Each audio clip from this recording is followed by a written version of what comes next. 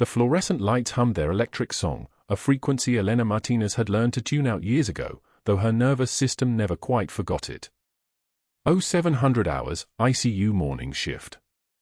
Cedar Creek Medical in Atlanta sprawled across 17 stories of steel and glass, funneling the broken and dying through endless corridors that smelled like antiseptic fighting a losing war against something darker underneath.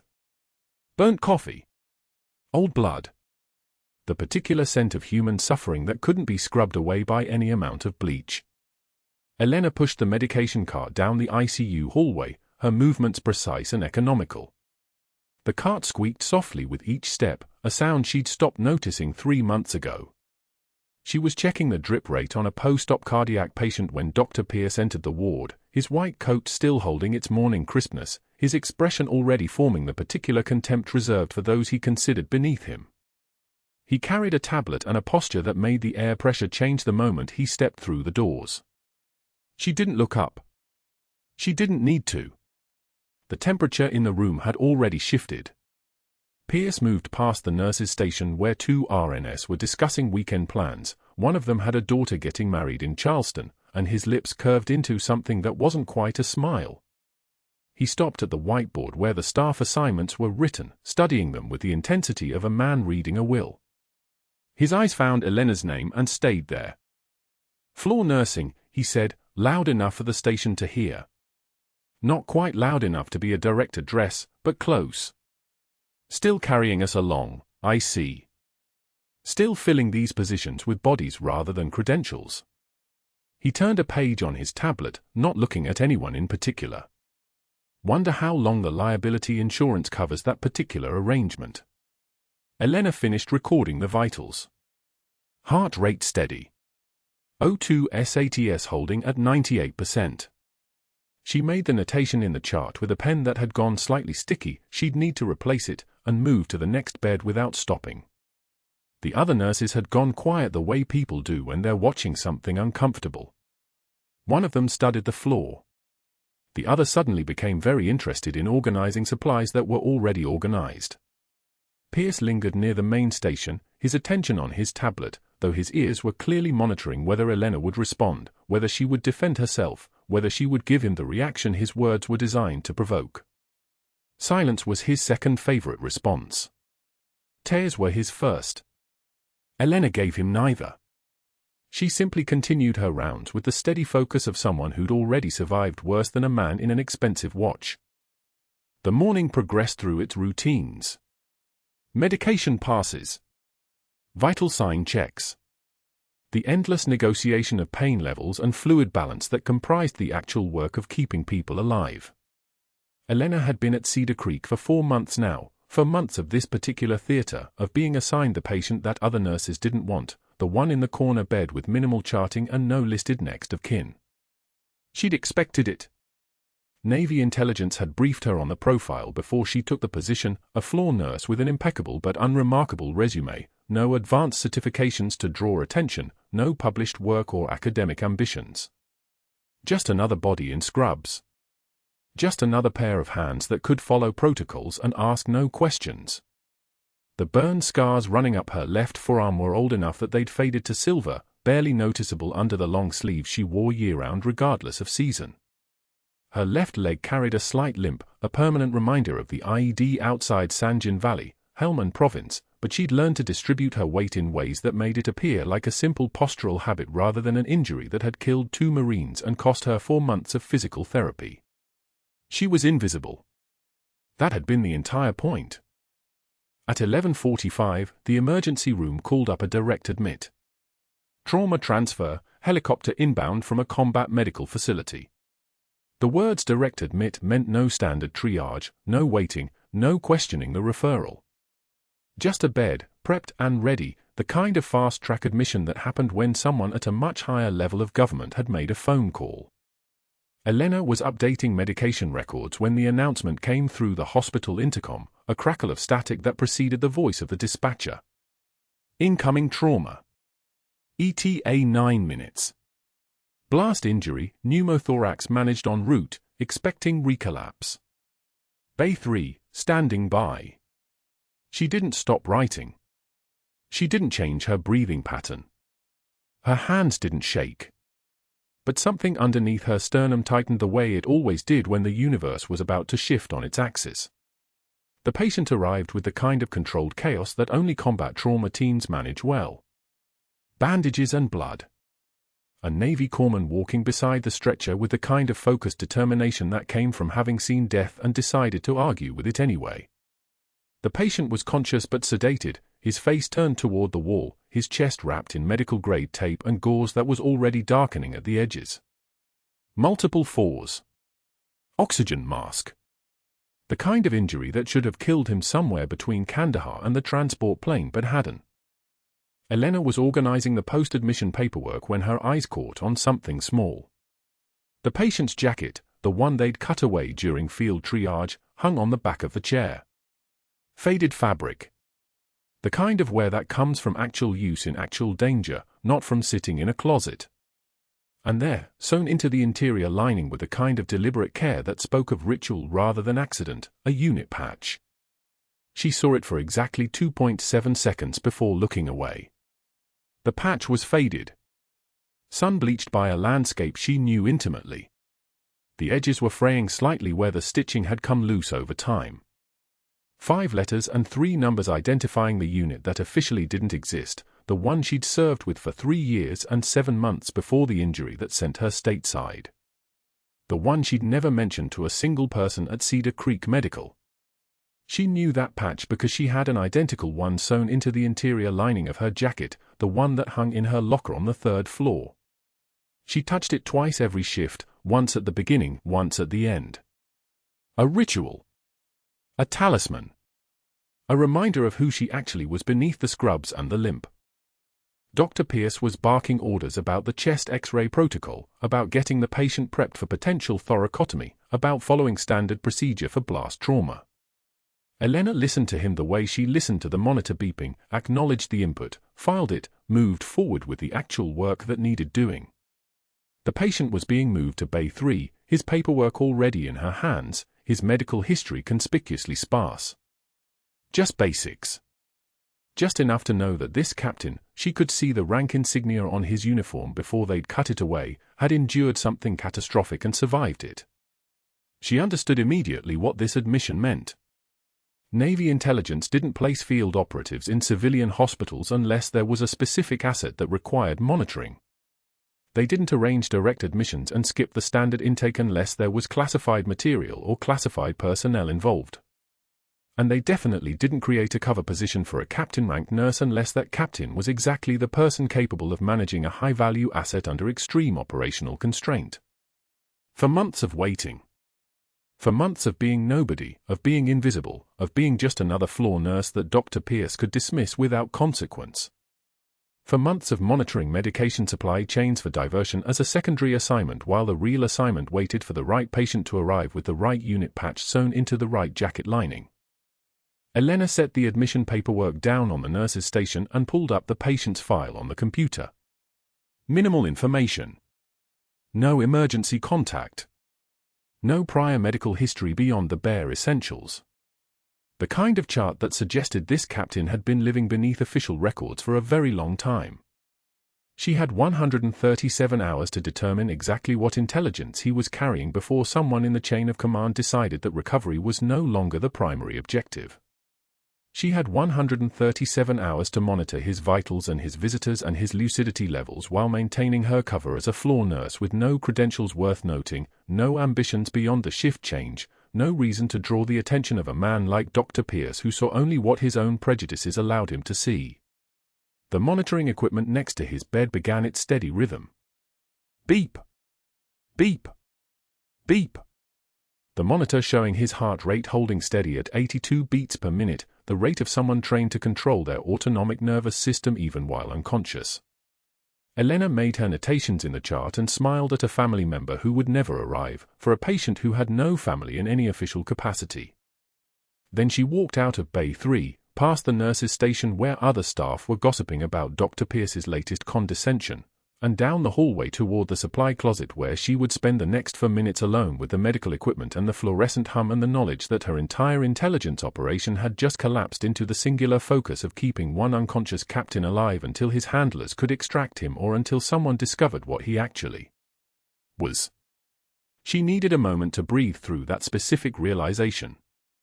The supply closet door clicked shut behind Elena, and the fluorescent hum filled the silence like white noise from a classified briefing room. 3 minutes. She could take 3 minutes here before returning to the floor where 12 residents were now whispering about charting standards and credential verification. She steadied her breathing against the metal shelving unit stacked with gauze and saline bags, her fingers finding the edge of a trauma shears, muscle memory, not conscious choice. The unit patch sewn inside her jacket lining felt heavier than it should have been, a thin piece of fabric carrying for months of embedded operation and a single unconscious Navy captain who was currently lying in Bay 6 with classified intel locked behind his closed eyelids. The next morning, Thursday, the teaching rounds began at 0800. Dr. Pierce moved through Cedar Creek Medical like a man who had never questioned his own authority, his white coat starched to knife-edge precision, his voice calibrated to carry disappointment the way an orchestra carries a minor chord. 12 residents clustered around him near the nursing station, eager disciples, note-taking, trying to position themselves where he might acknowledge their presence with something other than clinical contempt. Elena was checking the ICU monitors when she heard his voice rise toward the 4th-floor conference room, that particular tone he reserved for public instruction. She didn't follow. She knew where this was going. But within 20 minutes, she heard about it anyway. Pierce had stopped the rounds directly outside the supply area where she was documenting patient vitals, holding up a patient chart, her patient chart, the Navy captain's initial assessment, like it was a specimen under magnification. This charting exemplifies what happens when we lower our standards, he announced, turning pages with exaggerated care, each gesture calculated for maximum visibility. Incomplete assessments. Vague terminology. The kind of documentation that gets hospitals sued and staff reassigned. A few residents smirked. One whispered to another and glanced toward Elena, who stood perfectly still 20 feet away, pretending the medication cabinet required her absolute attention. Nurse Martinez here represents a particular problem in modern medicine, Pierce continued, his voice dropping into that theatrical register he saved for humiliation.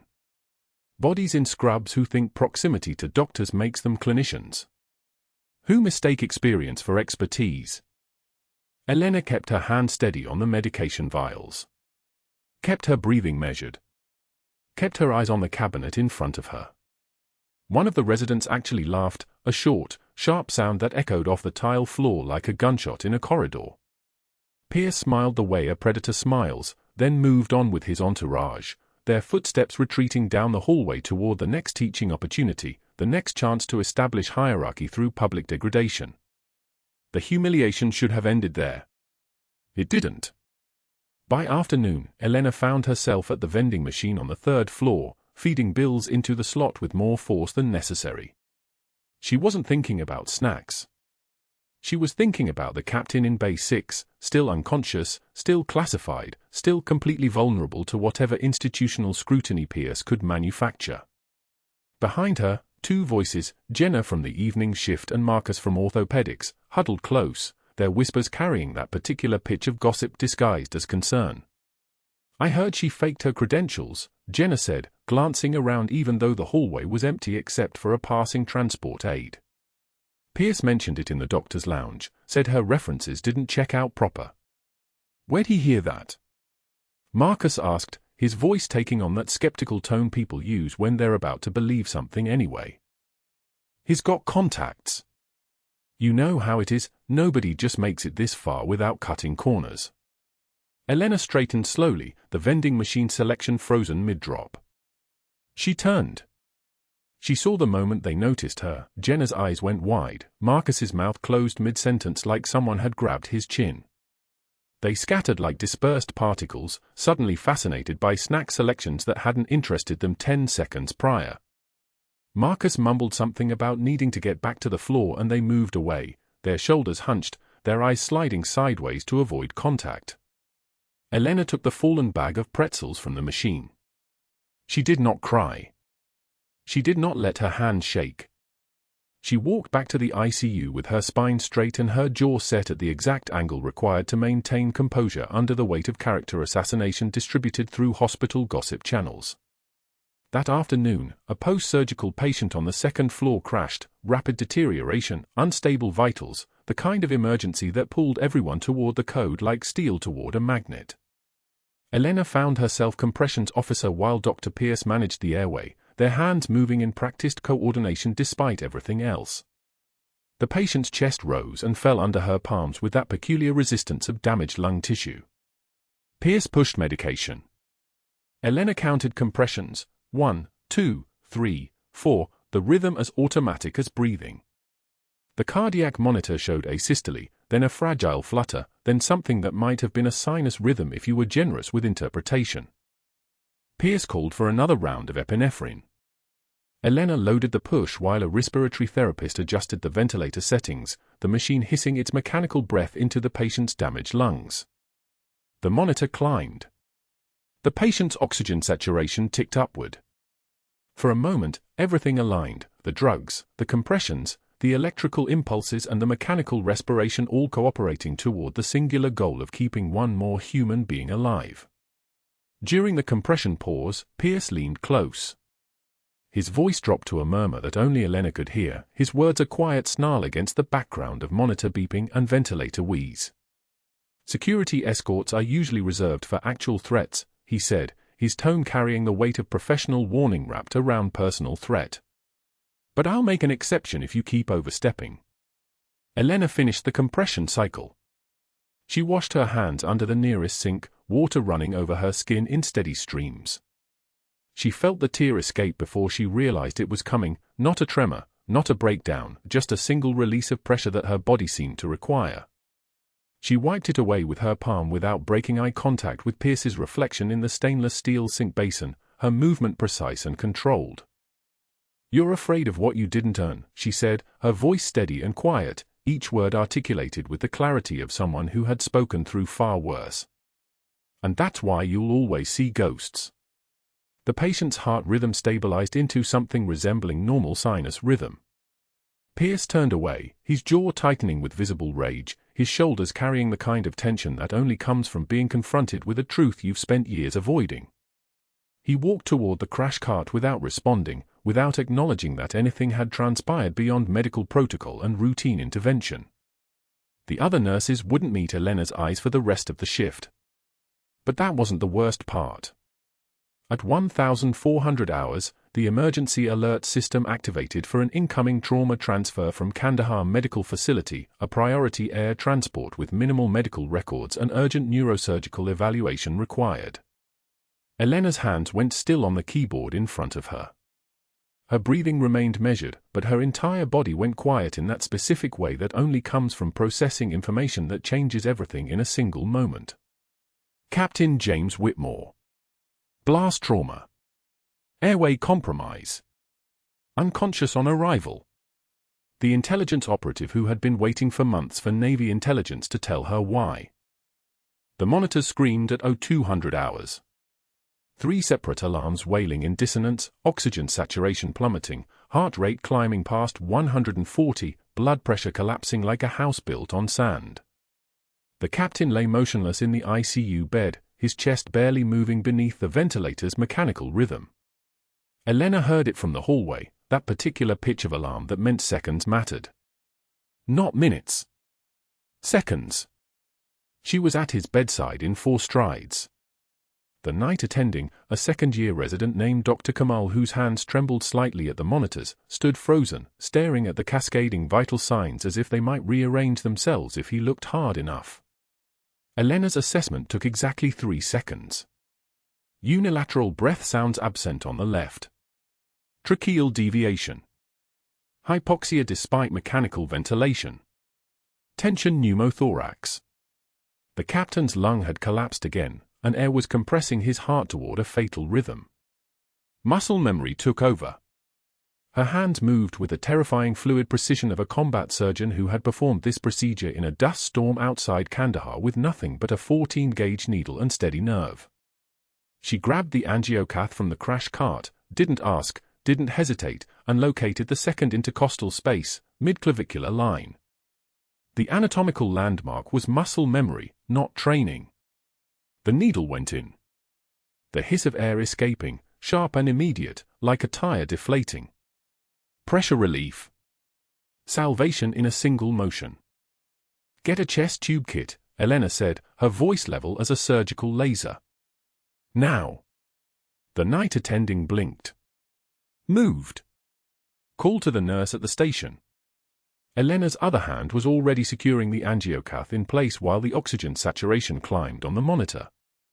75, 82.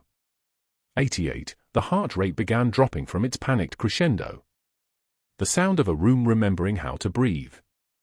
Dr. Pierce arrived exactly 90 seconds later, still in street clothes, navy barber jacket, wool slacks, the uniform of a man who had been waiting for something. His presence made the air pressure change. He took in the scene with one clinical sweep, the exposed angiocath, Elena's hand steady on the captain's chest, the climbing oxygen numbers, the resident still reaching for the chest tube tray. "Step away from the patient," Pierce said. Not a question. A command, crisp as a scalpel. Elena kept her attention on the airway. "Attending is here. Saturation improving. Tension pneuma resolved. I said step away." His voice had teeth now. He crossed the room in footsteps and physically pulled Elena backward by her shoulder, his grip hard enough to bruise. "You are not qualified for needle decompression. That is a physician-level intervention." Elena's composure didn't crack. She didn't flinch. Didn't even break eye contact as she moved sideways, giving him space. The muscle in her jaw tightened, but just slightly. Just enough that anyone trained in reading violence would have seen the restraint coiled beneath her stillness, the difference between a nurse and a captain. Pierce took over at the bedside, his movements competent but mechanical, a string of technical actions rather than intuitive understanding. He assessed the airway, confirmed the needle placement, ordered the chest tube equipment. The captain stabilized, his oxygen rising, his heart rate settling into something approaching normal. The crisis passed. The room exhaled. But that wasn't the worst part. The visiting combat medic, a former Navy corpsman named Holloway who had been observing in the ICU as part of a clinical rotation, stared at Elena's hands as she stepped back. His expression changed. Something shifted in his eyes. Recognition. Impossible recognition. "I know that technique," Holloway whispered, his voice barely audible above the ventilator's wheeze. "Only saw it used once. Outside Kabul. 2019, there was a Marine with collapsed lung, and this captain," he stopped. His gaze moved from Elena's hands to her face. Back to her hands. "No. That's not possible." Pierce didn't hear him. He was too focused on the captain, on reasserting his authority through clinical competence. He issued orders to the attending, to the nurses, to the residents. His voice had already shifted into the tone of someone building a narrative. "Document that Nurse Martinez performed an unauthorized invasive procedure without physician supervision. This constitutes a direct violation of scope of practice protocols. I want it in the chart before shift change." The attending looked uncomfortable. "Doctor, she likely prevented a fatal decompensation. The saturation was." "I don't care what the saturation was," Pierce cut him off, his voice sharp enough to draw attention from the hallway. "Protocol is protocol. We have standards for a reason. If every nurse decides to practice medicine without a license, we have chaos. I want this documented." His eyes moved to Elena with the coldness of someone who had just decided something irreversible. "And I want it on the record that this intervention occurred without proper authorization or physician presence." Elena held his gaze for exactly 2 seconds. Long enough that he saw something in her eyes that made him blink first. Then she turned to help the other nurse prepare the chest tube equipment, her movements precise and professional, as if the previous 90 seconds had been a minor administrative matter rather than the kind of split-second decision that separates living patients from dead ones. Holloway was still staring at her hands. He reached into his pocket, pulled out a small challenge coin, worn silver with an eagle embossed on one side, and turned it over in his fingers 3 times. A tell. A nervous habit. The behavior of someone trying to solve an equation that didn't make sense. Pierce moved to the corner of the room and pulled out his phone. Elena heard the soft click of his voice recorder activating. He was documenting his own narrative already, building his case in real time with the precision of someone who had weaponized hospital policy before. By morning, this would be an incident report. By afternoon, a pattern. By end of week, grounds for termination. The chest tube went in smoothly. The attending performed it himself, under Pierce's watchful eye, with Elena assisting in the role she was supposed to occupy, competent, silent, subordinate. The captain's condition stabilized completely. His oxygen was stable at 98%. His heart rate 88 and regular. His blood pressure climbing back toward normal. All the metrics of recovery. But the damage was already done. Pierce left the ICU at 0247, and Elena knew, not suspected, knew with the certainty of someone who had read 100 versions of this scenario in military intelligence briefings, that he was going to his office to begin the construction of her destruction. She had given him what he needed, a moment where she had acted with clinical authority that exceeded her official rank. She had saved a patient's life, and in doing so, had provided him with the evidence he required. The next words Pierce would write would be typed into a formal incident report, formatted in hospital letterhead, citing regulation numbers and policy violations with the precision of someone who understood that bureaucracy was more powerful than any single human voice. He would attach witness statements he had already begun to craft in his mind. He would escalate this beyond the social humiliation phase into something that required administrative action. Holloway remained in the ICU for another hour, watching Elena work, his expression unreadable but his attention absolute. When she finally stepped into the medication room to restock supplies, he followed her. He didn't speak. He simply stood in the doorway and looked at her until she acknowledged him with the slightest nod. "I'm going on break," Elena said quietly, reaching for the crash cart supply she needed. "Probably going to grab some Jell-O if they have it." "Long shift." Holloway almost smiled. "You move like someone who learned that technique in actual dust, not simulation." Elena's hand stilled for exactly 1 heartbeat. Then she continued restocking the 4 rolls with the same measured efficiency. Combat medicine is combat medicine. Technique is technique. The body doesn't care where you learned it, only that you got it right. "Yeah," Holloway said. His voice was different now. Lighter. Like he had just been granted access to something. "Yeah. You got it right." He paused at the doorway. "The ones who have seen the worst often give the most. That captain up there, he's alive because you did what needed doing. Not because it was authorized." Elena didn't respond. She simply finished her task, her composure intact, her hand steady, her face a perfect mask of professional neutrality. But somewhere beneath that mask, something shifted. Someone had seen her. Someone had recognized what she actually was, and the lieutenant had acknowledged it with the kind of respect that transcended uniform or official rank. By 0800, Dr. Pierce's incident report would be filed. By noon, Elena would be walking out with a cardboard box of personal items. By 1300, her cover as a simple floor nurse would be blown wide open by the arrival of her 17-year-old son with a shadow box of medals, and everything would change. But here, in the medication room at 0252 hours, Elena Martinez was still just a nurse, still bound by the silence of her cover, still unable to acknowledge the truth of who she was. She was a captain without her captain's insignia. A warrior without her war. A legend walking among people who would never know her name. The night shift continued. The monitors hummed their mechanical symphony. And somewhere in a hospital administrator's filing cabinet, a piece of paper was being drafted that would end one life and begin another. The incident report was drafted in Pierce's office at 0347 hours, each keystroke deliberate and precise as a surgeon's incision. 6 policy violations, highlighted in neon yellow that made the infractions glow like accusations. Standard of care deviation. Scope of practice exceeding licensure. Failure to notify attending physician prior to intervention. Unauthorized patient management during code situation. 3 more violations, each one carefully worded to sound clinical and inevitable, each one a brick in a wall designed to suffocate. He printed it at 0400. 47 pages.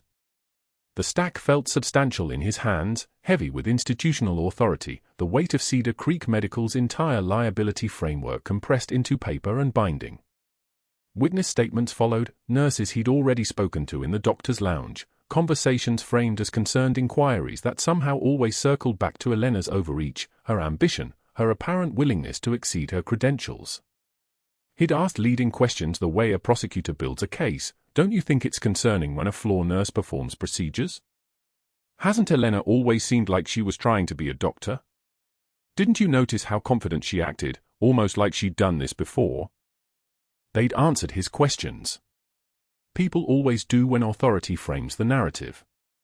By 0530, he handwrote a cover memo to the HR director. Patient safety concerns requiring immediate action. His handwriting was crisp, European cursive that looked educated and deliberate. The phrase immediate action appeared twice. He signed it with a flourish, the kind of signature that belongs on diplomas and board certifications. Then he walked the termination packet to HR himself, 47 pages held against his chest like evidence at trial, and placed it directly into the director's hands before she'd had coffee. This should be processed this morning, he said. Patient safety can't wait for administrative schedules. The HR director, overwhelmed by the sheer volume of documentation and the weight of a physician's personal insistence, scheduled the termination meeting for 1100. Elena received a call at 0847.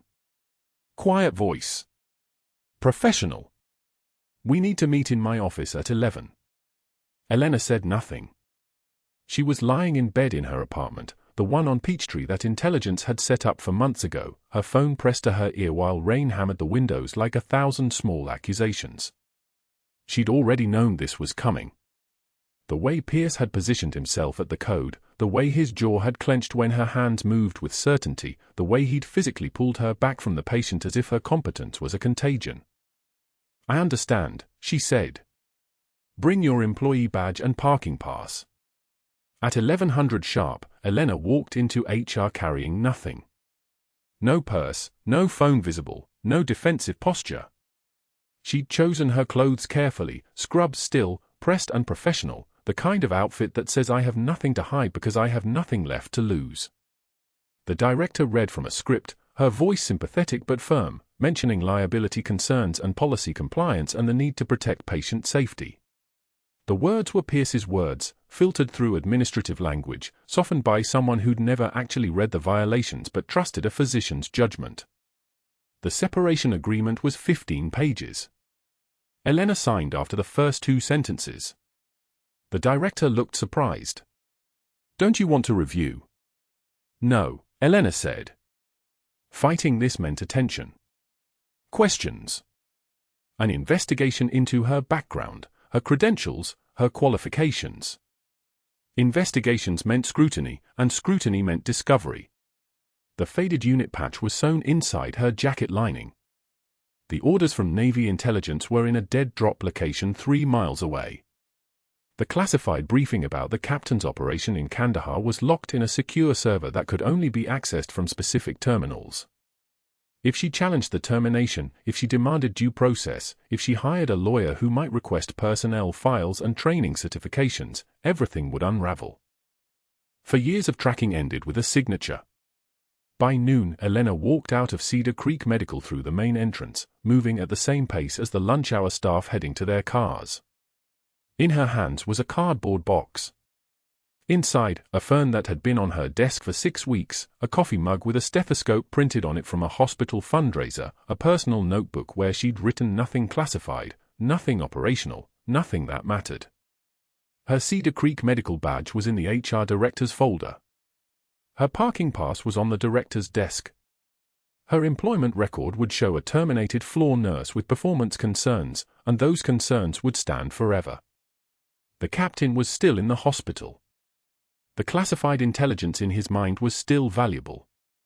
The enemy operatives who'd been watching the hospital for weeks were still waiting, still patient, still looking for an opportunity to extract him or silence him permanently. And she could no longer monitor him. She could no longer walk past his room at shift change.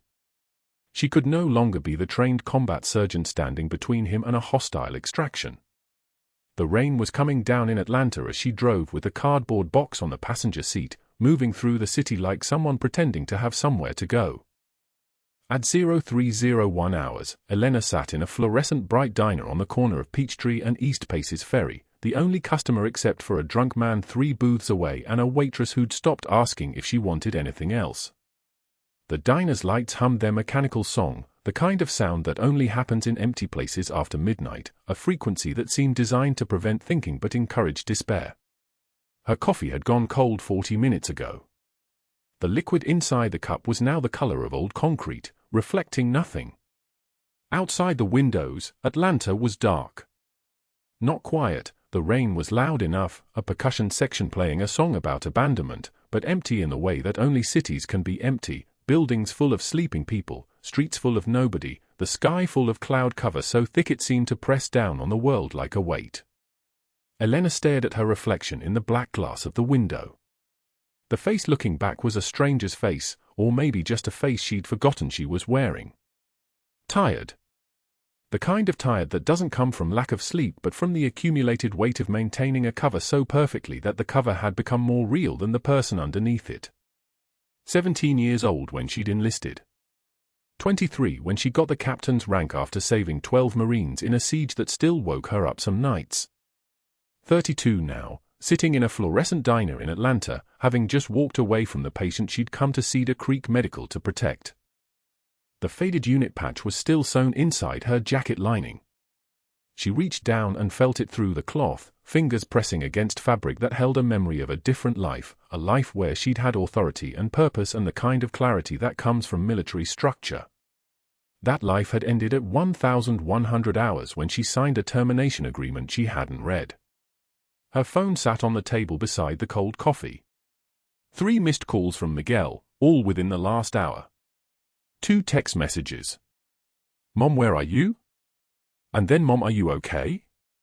She couldn't answer. She couldn't explain that the woman he thought his mother was, the strong woman who'd raised him alone after his father died, the woman who could fix anything, save anyone, had just walked away from the most important patient of her career because maintaining her cover was more important than staying employed. The waitress refilled the coffee without asking. Elena didn't drink it.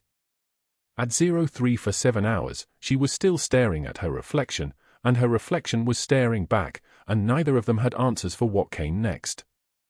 The phone rang at 0358 hours. Unknown number. She almost didn't answer, but Navy intelligence training is hard to unlearn, so she picked up on the second ring. Captain Martinez. A male voice, older, accent that suggested overseas posting. "This is Commander Holloway, Naval Special Warfare. We need to meet. 1 hour. The address is being texted to your phone." "The captain," Elena started, "is being extracted as we speak.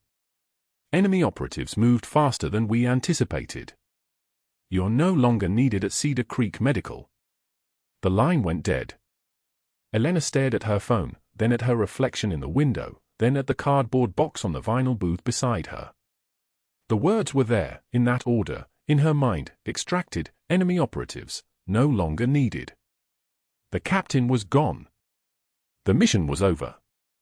She'd failed to complete it, but it no longer mattered because the military had done what the military does, handled the situation with resources that didn't involve a terminated floor nurse sitting alone in a diner at 0358 hours on a Thursday morning. But that wasn't the worst part. The worst part was that she'd just walked out of Cedar Creek Medical, left her badge on a desk, signed away her employment, and someone at Navy Intelligence should have called her before she got fired.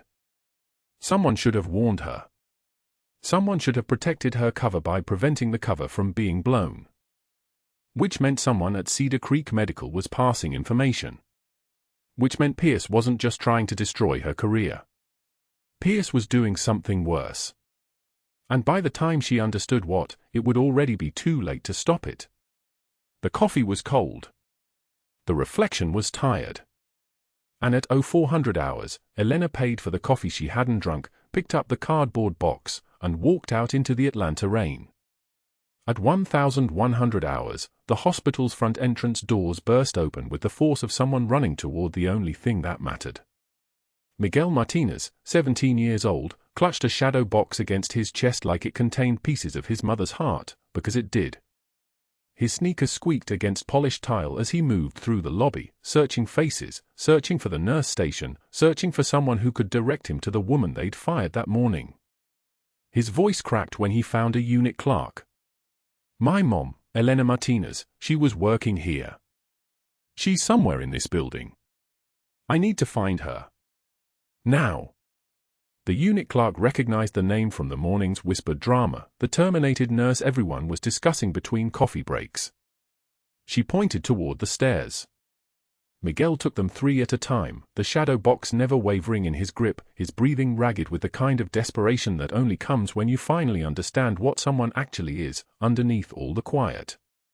He burst through the stairwell door into the 4th-floor corridor just as Elena was guiding Captain Whitmore back to his room from physical therapy, his arm over her shoulder, her movement steady and precise despite the cardboard box still sitting on a shelf in her locker, the one containing 7 years of accumulated scrubs and grief. She turned at the sound of his footsteps. Saw her son. The shadow box. "Mom, they need to see these," Miguel called out, his voice breaking like adolescent grief finally had permission to crack open. "You can't let them think you're nothing. You can't." The captain's head turned.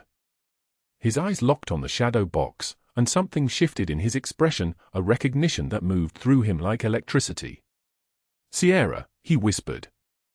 Then louder, his voice steadier now that consciousness had returned, "Sierra. 6? The visiting combat medic, still at Cedar Creek because his formal deposition wasn't until the afternoon, materialized from a nearby room. He'd been the one to recognize the needle decompression technique at 0200 hours, the one who'd whispered about Cubble. Now he stepped forward, saw the shadow box in Miguel's trembling hands, and without asking permission, he opened it. His eye scanned the medals inside, the precise arrangement, the burnished silver and ribbon colors that spoke their own language to anyone who'd served. He reached for the citation that lay folded beneath the topmost medal, unfolded it with the reverence of someone handling proof of miracles. His voice was steady as he read aloud, "Captain Elena Martinez, for extraordinary heroism under fire while providing combat surgical care that saved 12 Marines during a 14-hour siege in Kandahar. In direct support of Operation Enduring Freedom, Captain Martinez provided continuous emergency surgical intervention under sustained enemy fire for 14 consecutive hours, performing emergency cricothyrotomy, femoral artery clamping, and emergency resuscitative hysterotomy that directly resulted in preservation of life for 12 personnel who would otherwise have been expectant." He paused. Continued, "Captain Martinez exemplifies the highest standards of military medicine and heroic commitment to her fellow service members." The silence in the corridor was so thick you could have performed surgery in it. Then Dr. Pierce's voice cut through like a scalpel with a dull blade. He'd come around the corner from the physician's lounge, drawn by the commotion, by the gathering of staff, by the sound of his day about to become infinitely more complicated. "What is this?" he demanded, "some kind of circus show?" "Those are forged documents. That's a fraudulent citation. I'm calling security to escort." The elevator at the corridor's far end chimed. The door slid open. A 2-star general stepped out. Dress blue so crisp they could have cut paper. Insignia on his collar catching the fluorescent light. He took in the scene in one measured sweep, the shadow box, the citation in the medic's hands, the staff clustered in the hallway, Dr. Pierce mid-accusation with his finger pointed toward Elena. The general's jaw tightened. He moved forward with the kind of purposeful stride that made people unconsciously step aside, and when he reached the shadow box, he didn't ask permission. He lifted it, examined the medals with the careful attention of someone reading a resume written in metal and ribbon. Then he looked at Elena, and his hand came up in a salute so sharp it sounded like a gunshot, fist to chest, held for a full 3 seconds, the kind of salute you only give to someone who has bled for the mission. "Captain Martinez," he said. "At ease." Dr. Pierce's face had gone the color of old paper. His hand dropped. His mouth opened and closed without producing sound. Within the hour, a Pentagon courier arrived at Cedar Creek Medical's administrative offices. Not a messenger, not a delivery person, a military aide with security clearance and the kind of presence that made everyone in the hallway suddenly find urgent business elsewhere. He handed the hospital administrator a tablet. On its screen was a classified file, redacted in places but not where it mattered. The name was visible, Captain Elena Martinez. The designation was visible, Active Intelligence Operation, Naval Intelligence. The status was visible, Protected Asset, Federal Oversight. The courier spoke 7 words total, call sign Sierra 6, Active Intelligence Operation, Command Authority supersedes all hospital personnel. Then he waited while the administrator read. Watched while understanding bloomed across the administrator's face like ink in water. Watched while the administrator looked up and said, "Oh my God." Dr. Pierce's carefully constructed incident report, the one with 6 highlighted policy violations and the witness statements he'd solicited with leading questions designed to paint Elena as incompetent, that paper trail was no longer an instrument of professional destruction. It was evidence of obstruction of an active federal intelligence operation. It was evidence of interference with a protected asset. It was evidence that Dr. Pierce had disrupted military intelligence gathering at a critical moment, that his actions had created a security gap in witness protection, that his personal vendetta against a floor nurse had potentially compromised national security. He went gray when he understood. Actually gray, the color draining from his face like someone pulling a plug. That evening, at a Johns Hopkins Medical Center in Baltimore, Dr. Sarah Chen sat in the residence lounge during her break and scrolled through a viral video that had appeared on her social media feed. The thumbnail showed a man in a white coat with his hand raised in anger. The title read, "Doctor Humiliates War Hero Nurse, 400K plus views." She almost didn't click it. She was tired, it was the evening of a double shift, and viral hospital drama wasn't usually her concern. But something about the thumbnail made her pause. She clicked. The video was 43 seconds long. It showed Dr. Pierce at Cedar Creek Medical, his voice raised, his face twisted with the kind of contempt that came from somewhere deeper than professional disagreement. It showed him shoving a teenage boy holding a shadow box. It showed medals spilling slightly, the boy's hands fumbling to catch them. It showed a general in dress blue standing in the background, one hand rising in a salute while Dr. Pierce was mid-sentence, still snarling about forged documents and circus shows. Dr. Sarah Chen had written Pierce's residency recommendations. She had vouched for him in front of the program director. She had believed he understood what medicine was supposed to be about. She watched the video 3 times. The comments section was already at 6,000 responses, nurses and veterans and physicians from across the country expressing outrage, asking for accountability, wondering aloud how someone like that was still licensed to practice. She set down her phone. Then she picked it up again. The first call was to the Georgia State Medical Board. She filed a formal complaint regarding professional conduct unbecoming a physician, citing the viral video as evidence, requesting immediate investigation into fitness to practice. The board administrator took her information very seriously. When she gave her credentials, Johns Hopkins attending, 15 years faculty, member of several national medical boards, the tone of the conversation changed. This wasn't a casual complaint. This was a credible witness with institutional weight. The second call was to Cedar Creek Medical's governing board, where she served as an advisory member. She recommended immediate review of Dr. Pierce's conduct, flagging the intelligence operation, the interference, the manner in which he had treated a decorated military officer. She recommended temporary suspension pending investigation. The board chair listened and said they were already moving in that direction, that the Pentagon courier's visit had clarified several things. The third call was to Dr. Pierce directly. She waited for him to answer, listened to his confused greeting, then spoke without preamble. "I vouched for you," she said. Her voice was steady as a surgical laser. In front of the program director. In front of the chief. I told them you had learned what medicine was really about. I told them you understood that healing is about competence, not credentials. And you became exactly what I taught you to despise, someone who measures worth by the framing on their wall instead of the strength in their hands. She paused. I'm disappointed in you, Thomas.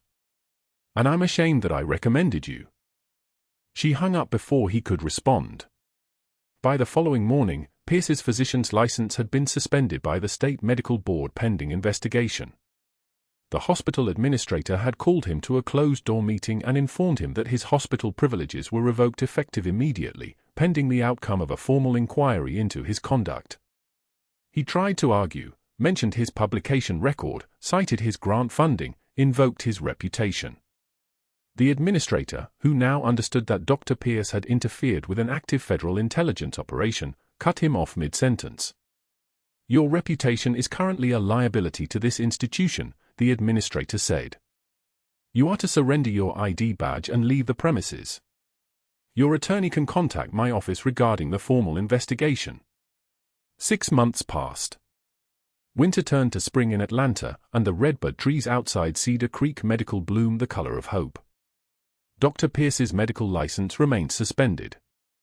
The hospital had settled quietly with Elena, offering reinstatement, increased pay, a written apology from administration.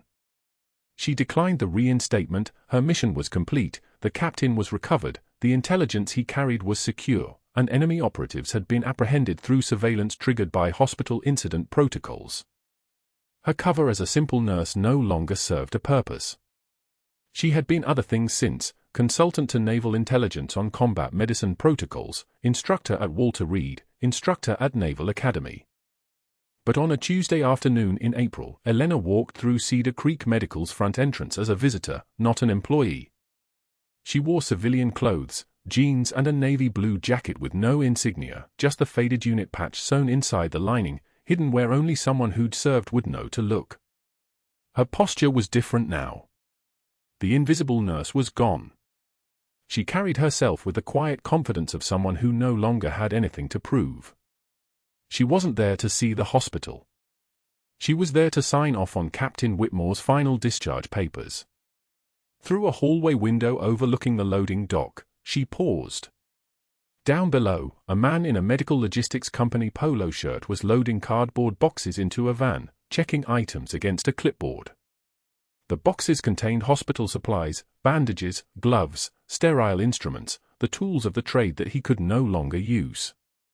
His physician's license suspension meant no practice, no surgeries, no operating room, no grand rounds where he could hold up charting and humiliate residents. His career had been reduced to logistics and liability, to driving boxes for a system that had once celebrated him. He looked smaller than Elena remembered. Diminished somehow. She watched for a moment without anger or satisfaction, just the quiet recognition that consequences are inevitable, that power eventually curdles when it's built on contempt. Then she turned away and took the elevator upstairs.